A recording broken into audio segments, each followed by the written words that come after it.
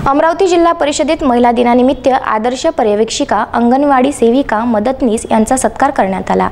यावेळी अतिरिक्त मुख्य कार्यकारी अधिकारी विनय ठमके, प्रशांत थोरात, माया वानखडे, प्राचार्य स्मिता देशमुख यांच्यासह अन्य अधिकारी उपस्थित होते।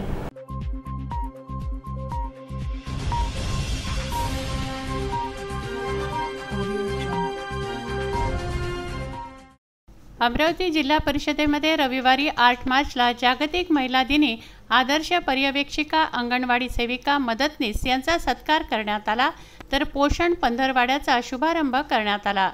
यावेळी अतिरिक्त मुख्य कार्यकारी अधिकारी विनय ठमके, प्रशांत थोरात, माया वानखडे, प्राचार्य स्मिता देशमुख, क्षिप्रा मानकर, प्रिया देशमुख, राजश्री कौलखेडे, डॉक्टर विजय रहाटे उपस्थित होते।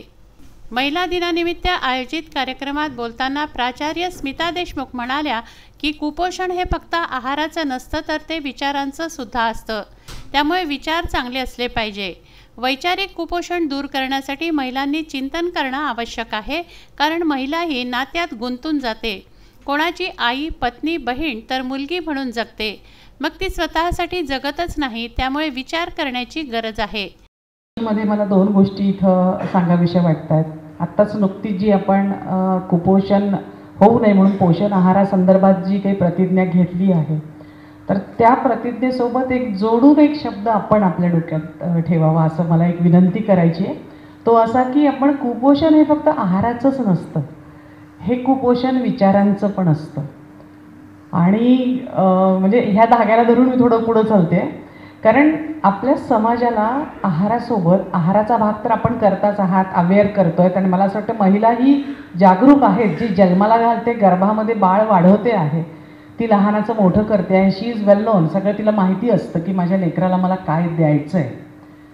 आपण अतिशय जबाबदारीनं काम करतायत ही आनंदाची गोष्ट आहे। आणि म्हणून ज्यावेळेस बालक जेव्हा जन्माला येतं आहे, संतुलित आहार घेऊन सुदृढ होतं आहे, ते संतुलित आहारासोबत संतुलित संस्कार, विचार, वाणी, बुद्धी हे सुद्धा सगळं संवर्धन करणं गरजेचं आहे। आणि म्हणून मला असं वाटतं आजच्या ह्या महिला दिनाचं आयोजन कदाचित या पद्धतीनं व्हावं, कारण समाजामध्ये जे काही कुपोषण, पुन्हा एकदा मानसिकतेचं कुपोषण जे दिसतंय, आणि त्यामुळे समाजात जेव्हा जेव्हा आपण डोकावतोय तर एक उसवलेले नातेसंबंध आपल्याला दिसत आहेत। 4 भिंतीच्या आतमध्ये उद्ध्वस्त झालेलं कुटुंब व्यवस्था आपल्याला दिसते। स्वतः करता वेळ काढा, स्वतः जगायला शिका व कुटुंबाने तुमची दखल घेतली पाहिजे, असे काम करा, असं मत त्यांनी व्यक्त केलं।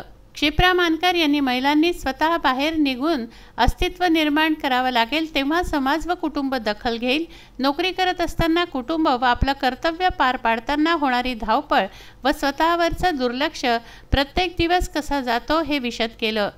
त्याच्यामध्ये एक पहिलं वाक्य मला असं वाटतं सगळ्यांनी आपल्या डेस्कटॉपवर, हृदयाच्या डेस्कटॉपवर करून ठेवावं। काही कुणाच्या एम्पॉवर म्हणायची गरज नाही। We all are empowered, not only male female, सगळेच एम्पॉवर्ड आहेत। कारण आम्ही सर्व भारताचे लोक, सगळ्यांना माहिती आहे।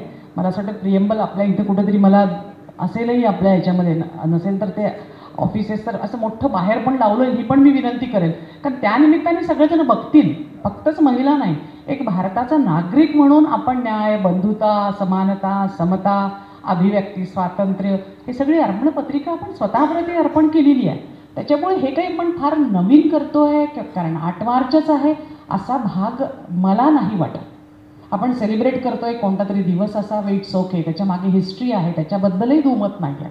4ही बाजूंनी अंधार असला तरी त्यातून बाहेर पडावेच लागेल, असं मत व्यक्त करून शुभेच्छा दिल्या। या कार्यक्रमाचं आयोजन जिल्हा परिषदेच्या डॉक्टर पंजाबराव देशमुख सभागृहात करण्यात आलं। यावेळी पूनम विरुळकर, प्रशांत थोरात यांच्यासह पर्यवेक्षिका, अंगणवाडी सेविका, मदतनीस व कर्मचारी उपस्थित होते। सुरेंद्र बिस्ने, विदर्भ न्यूज, अमरावती।